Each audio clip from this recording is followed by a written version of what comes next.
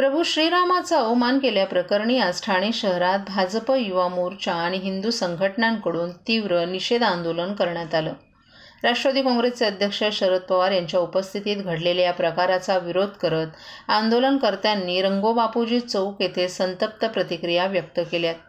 या आंदोलनात भाजपचे ठाणे शहर जिल्हाध्यक्ष संजय वाघोले, ठाणे शहराचे आमदार संजय केळकर, शिवसेना ठाणे जिल्हाप्रमुख आणि खासदार नरेश म्हस्के, भाजप प्रदेश सचिव संदीप लेले, भाजप युवा मोर्चाचे ठाणे शहर अध्यक्ष सूरज दळवी, महिला मोर्चाच्या अध्यक्षा स्नेहा पाटील आणि इतर पदाधिकाऱ्यांची प्रमुख उपस्थिती होती. आंदोलनकर्त्यांनी शरद पवार यांच्यावर हिंदू देवतांचा अपमान करण्यास समर्थन देत असल्याचा आरोप केला आणि त्यांच्या भूमिकेविरोधात संतप्त निषेध नोंदवला. हिंदू संघटनांनी या प्रकारामुळे भावनिक दुखापत झाल्याचं सांगत भविष्यात अशा घटना रोखण्यासाठी कठोर कारवाईची यावेळी मागणी केली.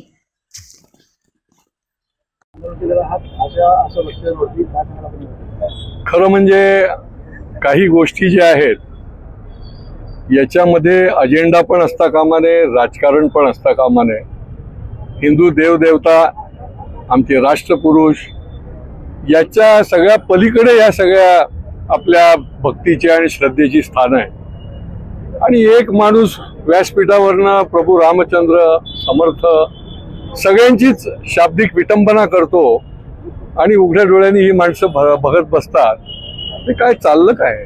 हिंदू धर्म सोशिक आहे याचा अर्थ असा नाही आहे. कोणी देशाच्या बाहेर जाऊन देशविरोधी बोलतो, देशातलं चांगलं जे आहे ते बाहेर बोलायला पाहिजे, ते सोडून म्हणजे सगळीकडे निवडणूक, नरेटिव्ह, अजेंडा हा धंदा सोडा. आता हिंदू धर्म जागृत आहे आणि सकल हिंदू जर उठला आणि रस्त्यावर उतरला तर तुमची पलटाभुई थोडी होऊन जाईल. आणि त्याच्यामुळे त्यांनी माफी मागायला पाहिजे समाजाची. आणि पुन्हा कधीही प्रभू रामचंद्र जे अयोध्येला पण गेले नाहीत, जे रायगडावर सुद्धा 40-40 वर्षानंतर गेले, यांनी तर खरं रोज जाऊन माती लावायला पाहिजे कपाळावर. छत्रपती शिवाजी महाराजांच्या रायगडावर जाऊन ती माती कपाळाला लावायला पाहिजे दरवेळेला. दोन्हीकडे गेले नाहीत, परंतु या ठिकाणी मात्र आवर्जून उभे राहून त्या ठिकाणी त्या सभेमध्ये ऐकत बसतात. हिंदू समाज आता याच्या पुढे हेच सहन करणार. काही विशिष्ट मतांसाठी हे राजकारण चाललं असं वाटतं? नाही, यांचं राजकारण मतांसाठीच आहे आणि त्याच्यामध्ये हिंदू देवता, राष्ट्रपुरुष यांचं त्यांना काही घेणं देणं नाही आहे. ही आमची श्रद्धास्थान आहेत. 140 कोटी लोकांचे हे श्रद्धास्थान आहे आणि त्यांचा तुम्ही अपमान करताय हे तुम्ही विसरतायत. लोक तुम्हाला सोडणार नाही.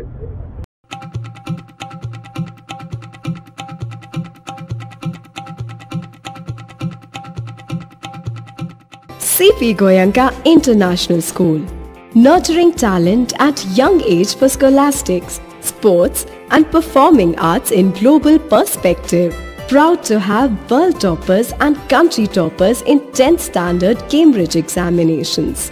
Ranked the best emerging school by the Times of India for personality over percentage. CP Goenka is the intelligent choice.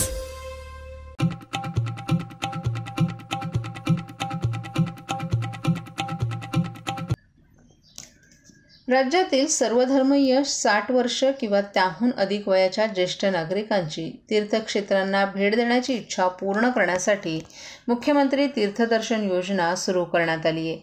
या योजनेअंतर्गत प्रति व्यक्ती 30,000 रुपये इतकं अनुदान प्रवास खर्चासाठी देण्यात येणार आहे. या योजनेमध्ये महाराष्ट्र राज्य आणि देशातील प्रमुख तीर्थस्थळांचा समावेश निर्धारित तीर्थस्थळांपैकी एका स्थळाच्या यात्रेकरिता पात्र व्यक्तीला या योजनेचा एक वेळ लाभ घेता येणार आहे. प्रवास खर्चाची कमाल मर्यादा प्रति व्यक्ती 30,000 रुपये इतकी राहणार आहे.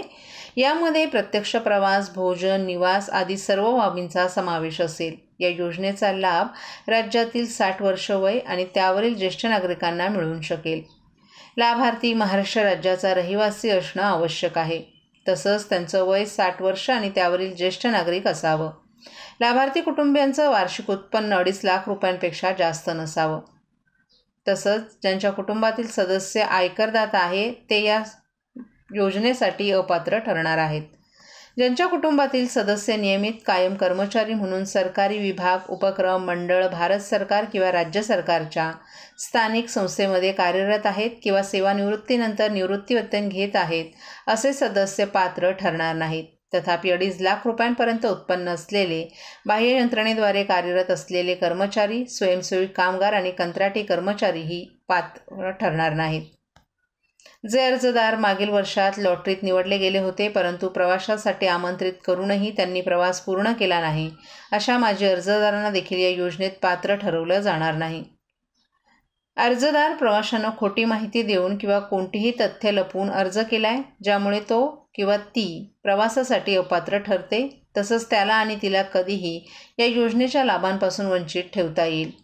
या योजनेच्या पात्रता आणि अपात्रता निकषांमध्ये सुधारणा करण्याची आवश्यकता असल्यास शासन मान्यतेनं करण्यात येणार आहेत.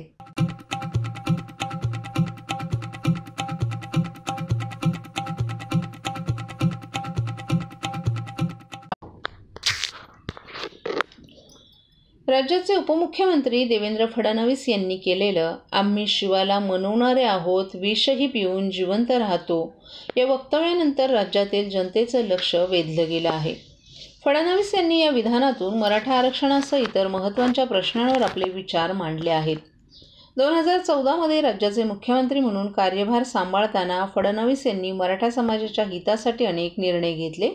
यामध्ये सारथी या संस्थेची स्थापना करून मराठा तरुणांना स्पर्धा परीक्षा, व्यावसायिक कर्ज आणि अण्णासाहेब पाटील महामंडळाच्या माध्यमातून कर्ज योजनांचा लाभ मिळवून दिला.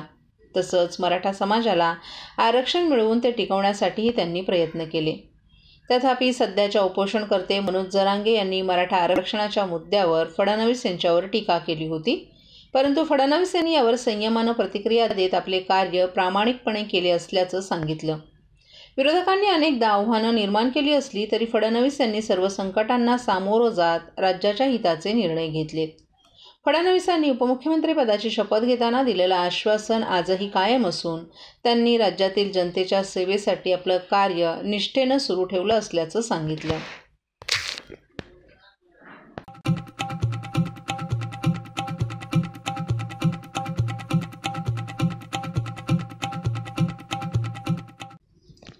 ठाणे लोकसभेचे खासदार आणि शिवसेनेचे ठाणे जिल्हाप्रमुख नरेश मस्के यांनी हिरानंदानी इस्टेट आणि भूमी एस्सर येथील विविध सोसायट्यांमध्ये स्थापित असलेल्या गणपती बाप्पांचं दर्शन घेतलं. गणेशोत्सवाच्या निमित्तानं नरेश मस्के यांनी नागरिकांशी संवाद साधत त्यांचे आशीर्वादही घेतले. यावेळी सोसायट्यांमधील नागरिकांनी खासदारांचं स्वागत केलं आणि गणपती उत्सवाच्या उत्साहात सहभागी करून घेतलं. खासदार नरेश मस्के यांनी गणेशोत्सवाच्या मंगलमय वातावरणात सहभागी होत गणपती बाप्पाच्या आशीर्वादानं सर्वांना सुख समृद्धी लाभावी अशी प्रार्थना केली. त्यांच्या या भेटीदरम्यान स्थानिकांनी सोसायट्यांशी संबंधित प्रश्न आणि मुद्दे देखील मांडले, ज्यावर नरेश मस्के यांनी सकारात्मक प्रतिसाद देत लवकरच उपाययोजना करण्याचं आश्वासन दिले.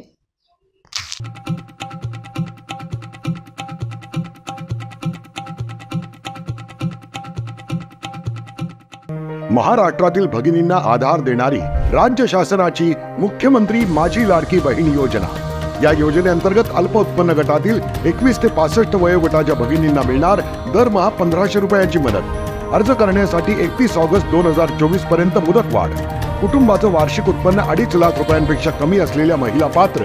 कुटुंबाकडे पिवळं किंवा केशरी रेशन कार्ड असल्यास उत्पन्नाचा दाखला आवश्यक नाही.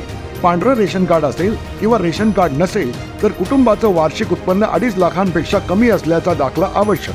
योजनेसाठीचा ऑनलाईन अर्ज नारी शक्ती दूत ॲपवरून किंवा पोर्टलवर भरता येईल. ज्या भगिनींना ऑनलाईन अर्ज भरता येत नसेल त्यांच्यासाठी अंगणवाडी, ग्रामपंचायत, वॉर्ड ऑफिस, सेतू सुविधा केंद्रामध्ये किंवा आशाताई बचत गटाच्या CRP यांची मदत उपलब्ध. आता आपल्याला अभिमानानं म्हणता येईल, सुखी आणि सुरक्षित आहे माझी लाडकी बहीण.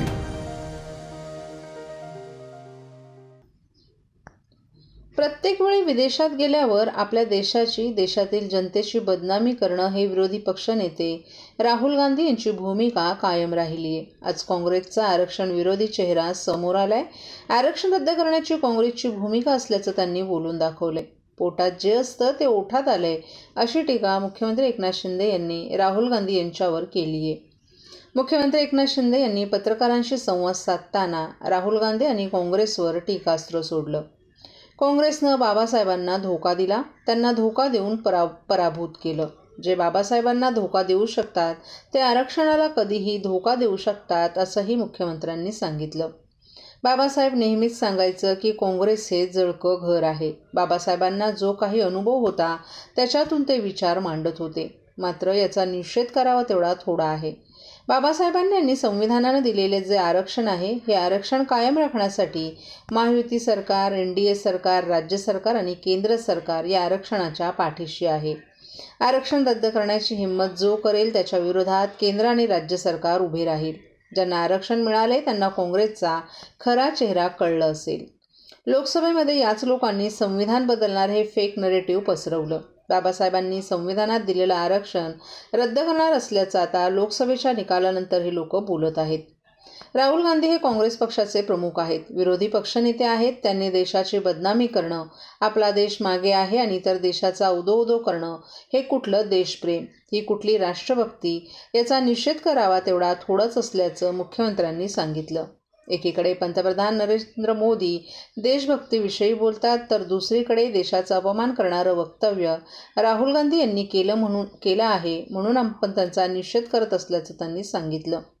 संविधान विरोधी कोण हे यांच्या बोलण्यातून आज दिसलं आहे. संविधानाला मानणारी जनता येणाऱ्या काळात काँग्रेसला धडा शिकवल्याशिवाय राहणार नाही, असा इशाराही मुख्यमंत्री एकनाथ शिंदे यांनी यावेळी दिला. आरक्षणाला कधी धोका देऊ शकतात. त्यामुळे बाबासाहेब नेहमी सांगायचे काँग्रेस हे जळकं घर आहे आणि म्हणूनच बाबासाहेबांना जे काही अनुभव आलेला तो त्याच्यातून ते बाबासाहेब आपलं विचार सांगत होते, मांडत होते आणि म्हणून खऱ्या अर्थाने याचा निषेध करावा तेवढा थोडा आहे. बाबासाहेबांनी आणि संविधानाने दिलेलं जे आरक्षण आहे हे आरक्षण कायम राखण्यासाठी महायुती सरकार, NDA सरकार, पूर्णपणे केंद्र सरकार, राज्य सरकार या आरक्षणाच्या पाठीशी आहे. आरक्षण रद्द करण्याची हिंमत कोणी करेल त्याच्या विरोधामध्ये केंद्र आणि राज्य सरकार उभं राहील.